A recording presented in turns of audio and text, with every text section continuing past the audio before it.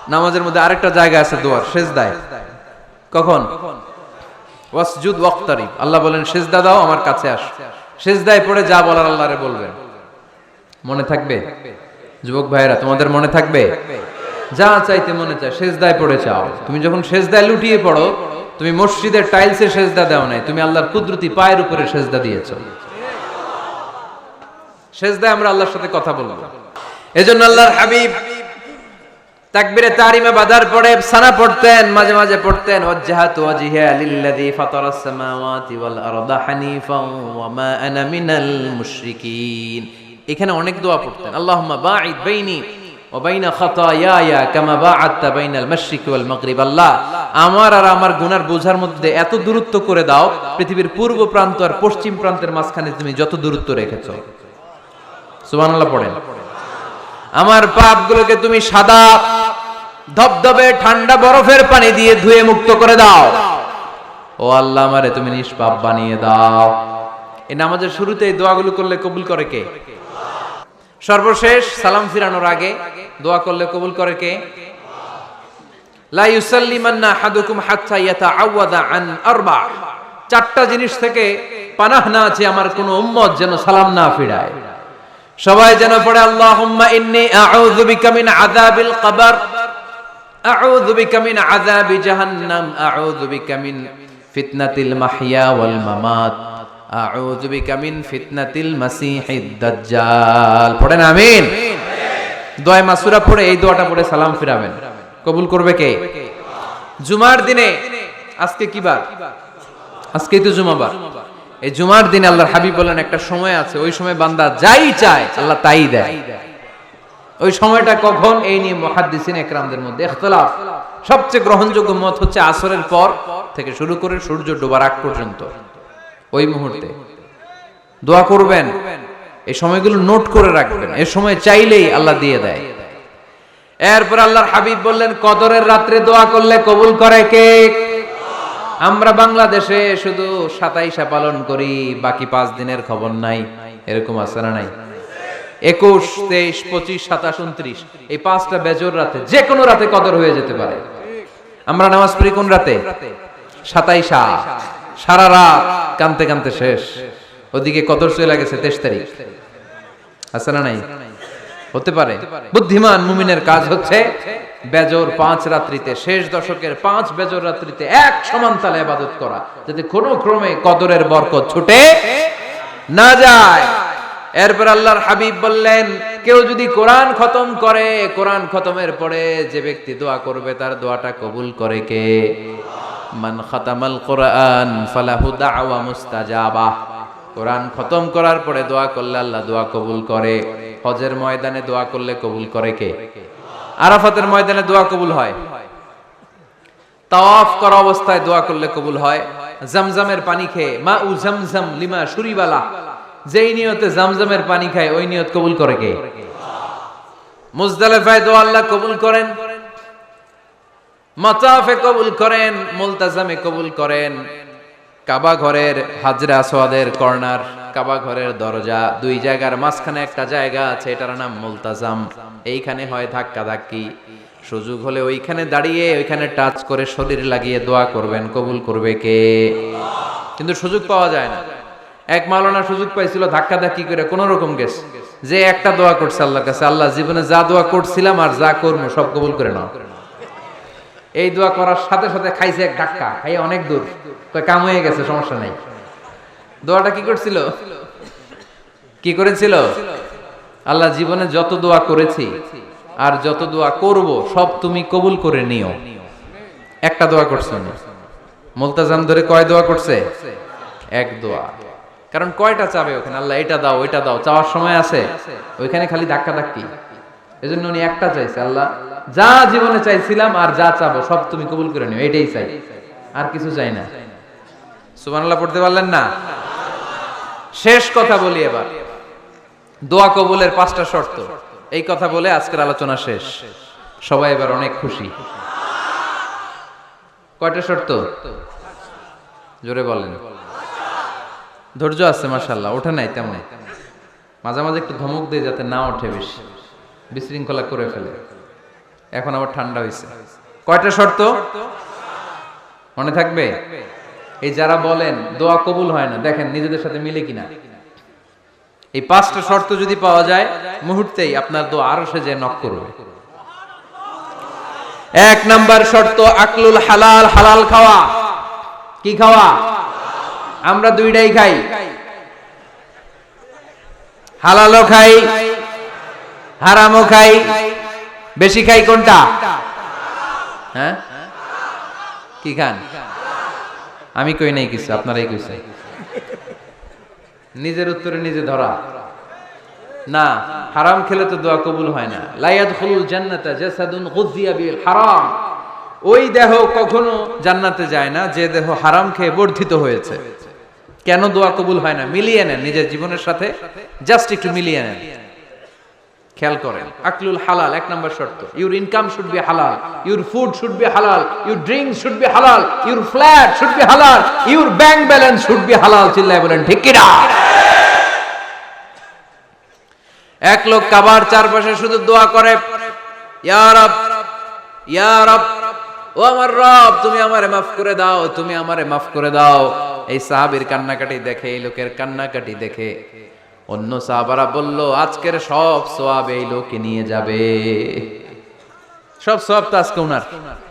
এর দোয়া কবুল। আল্লাহর হাবিব বললেন, ওয়া মাতআমুহু হারাম, ও যা খায় হারাম খায়।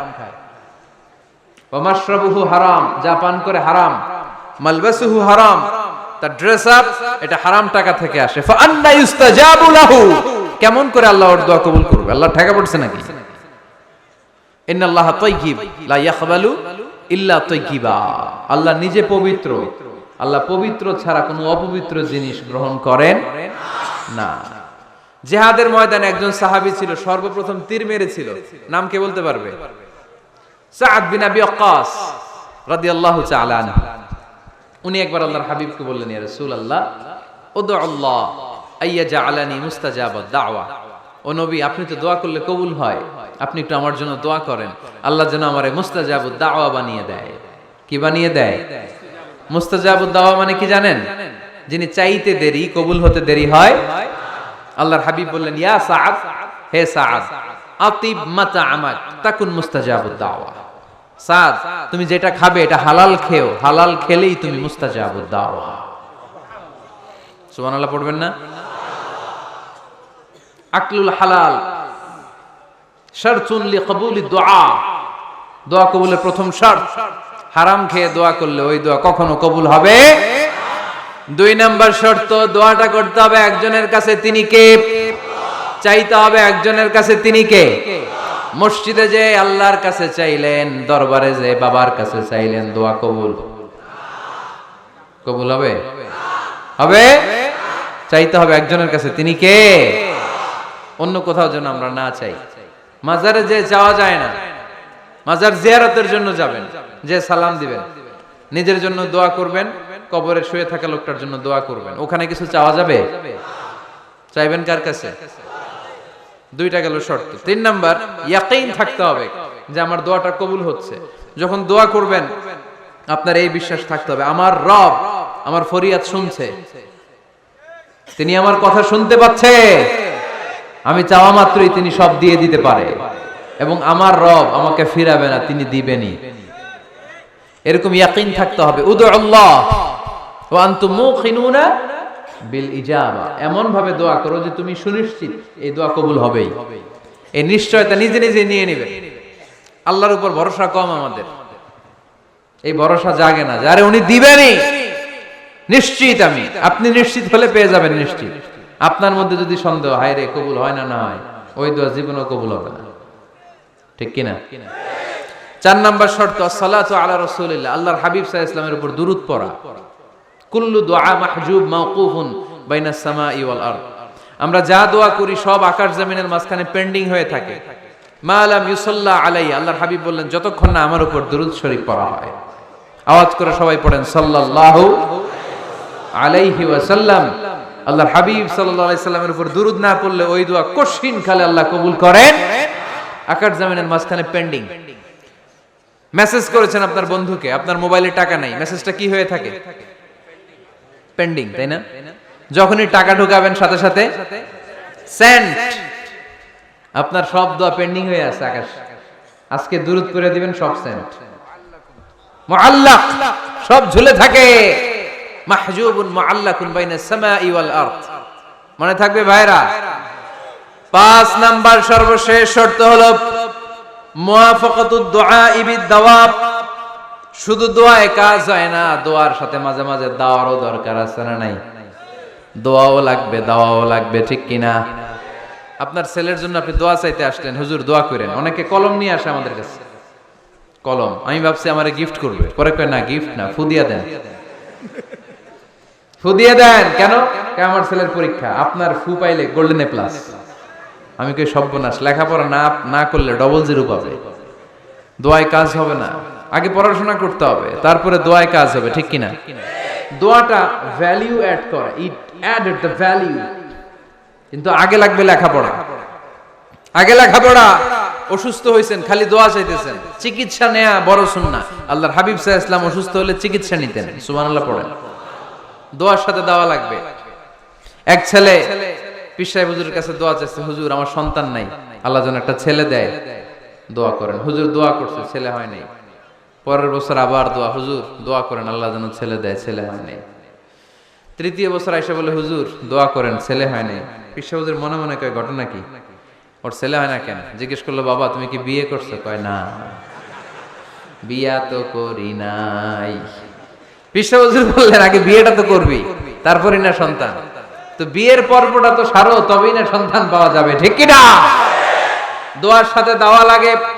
আল্লাহর হাবিব সাল্লাল্লাহু আলাইহি ওয়াসাল্লামের আঙ্গুলে একবার বিচ্ছু পোকা কামড় দিল, প্রচন্ড ব্যথায় বিশ্বনবী কাতরাচ্ছেন, রেগে গেলেন আর বললেন, ও বিচ্ছু, মানুষও চিনোস না, নবীও চিনোস না, কোথায় কামড় দিবি, জায়গা পেলি না।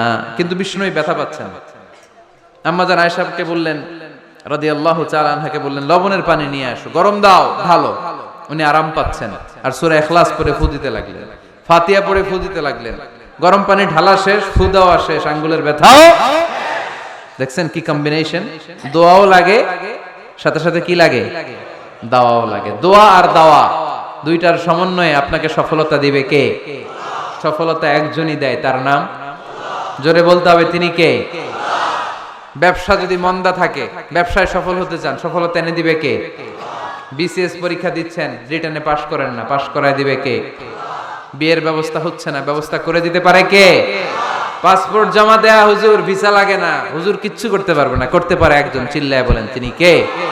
এজন্য বিপদে আপদে সব সময় আমরা ভরসা রাখবো আমাদের আল্লাহ রাব্বুল ইজ্জা ওয়াল জালালের উপর। আল্লাহর কাছে আমরা বেশি বেশি চাইবো। আল্লাহ ছাড়া কারো দরবারে আমরা হাত পাতি না, চিল্লায় বলেন ঠিক কিনা? আমরা ফকির একজনের দরবারে, ঘাটে ঘাটে আমরা ফকির হইতে রাজি না, আমরা একজনের দরবারে ফকির। দরবারটা কার? দোয়া একটা শিল্প। যে টিপস গুলো শিখাইলাম আজকে, এগুলোর আলোকে আমরা যেন দোয়াটাকে আত্মস্থ করতে শিখি, যাতে দোয়া করার সাথে সাথে এই দোয়া আরো সে কবুল হয়ে যায়। আল্লাহ আমাদের সবাইকে কথাগুলো বুঝার ও আমল করার তৌফিক দান করো, আল্লাহুম্মা আমিন। রব্বানা যালামনা আনফুসানা